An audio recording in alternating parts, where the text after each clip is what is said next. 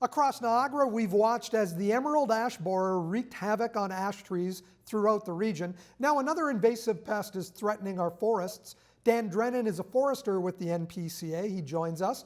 Dan, does the gypsy moth have the same destructive potential as the emerald ash borer? No, not at all. The emerald ash borer is much more destructive than the gypsy moth. Gypsy moth has been on the landscape for the past 50 years, and we still have tree species that it attacks. It's still on the landscape, so it is a nuisance, but it's not nearly as bad as emerald ash borer. Why are we entering this spraying program at this point in time? Spraying is done as a control method. It will never eliminate gypsy moth. Landowners can do it in order to control the populations if they're very severe. The Conservation Authority, we've only done it in the past. Like, we've only sprayed once in the past 20 years. We did a small spray this year at Chippewa Creek Conservation Area, but it's spraying is kind of a last resort when you deem the populations to be severe. So again, it's just a control method. It's never going to be able to eliminate the insect from the environment. At this point in time, are we reaching those levels where there are too many gypsy moths? It all depends where you are. It's very spatial, like areas along the Lake Erie, Lake Ontario shorelines.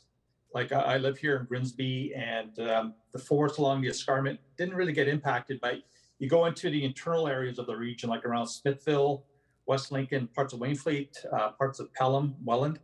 They are pretty bad, so it's patchy. It's not prevalent throughout the whole region watershed. You're using an organic spray for the NPCA areas that are being affected? It's a bacteria spray that we use. More or less it goes on the leaves. The caterpillars eat it, and then the caterpillars die within. It's kind of a gruesome way to control them, but again, it's not a chemical base. It's a bacteria that's out in the environment already. So we're just directly applying it to the leaves where we expect the caterpillars to eat it. But that's all done in May and June. Like right now, the caterpillars have pupated into moss. So spraying now is not going to control any caterpillars because they've gone into the next stage of things. Dan, which trees are affected by the gypsy moth? It's mostly hardwoods. So predominantly they like the oak, but if the populations are heavy, they'll go after almost anything, including conifer trees like white pine, white spruce.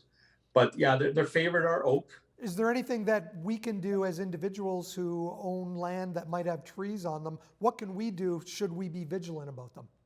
Yeah, it's very hard to control. Again, it's patchy. So, and it happens like every 7 to 8 years. So trying to control gypsy moth on your population, if you have a forest in your backyard or on your farmyard or something like that, it's hard to control.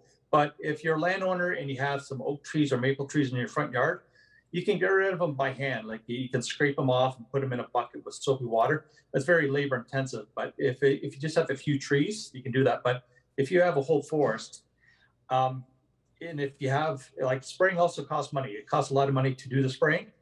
So it's best to say, like, wait it out, because again, this insect has been on the landscape for the past 50 years, and it comes through like every 7 to 8, 9 years, and it's just something that we have to put up with. Like it's another insect on the environment. A lot of trees are impacted by insects and diseases. It's just a common occurrence. So you just have to wait it out. The trees will refoliate after they're eaten. Like the trees will put on leaves this year. It doesn't necessarily kill the tree like emerald ash borer. It just defoliates the tree and it affects their growth for the year. So if they don't have leaves on the tree, they're not going to be growing very well. But they do put the leaves back on like July, August, and they start growing again. So it's not necessarily going to kill the trees. It defoliates them. It is a nuisance to look at the caterpillars crawling all over the place. But it's something that you just got to say, okay, well, it's going to be better the next year. Because I've gone into woodlots, like I'll go into a woodlot one year and I go check it out in the next year, and it's perfectly fine. Like I've experienced that over my career here in Niagara, and I'll go into one woodlot one year, and then the next year it's perfectly fine. So it's not it doesn't impact the forest as much as emerald ash borer. So that's more or less a message I want to get across. It's like it's out there. You just have to put up with it and expect the trees to slow down growth for a year. The NPCA sprayed at Chippewa Creek earlier this year. Any plans to spray next spring? Well, it all depends on, we do our population assessments. We have an ecologist on staff.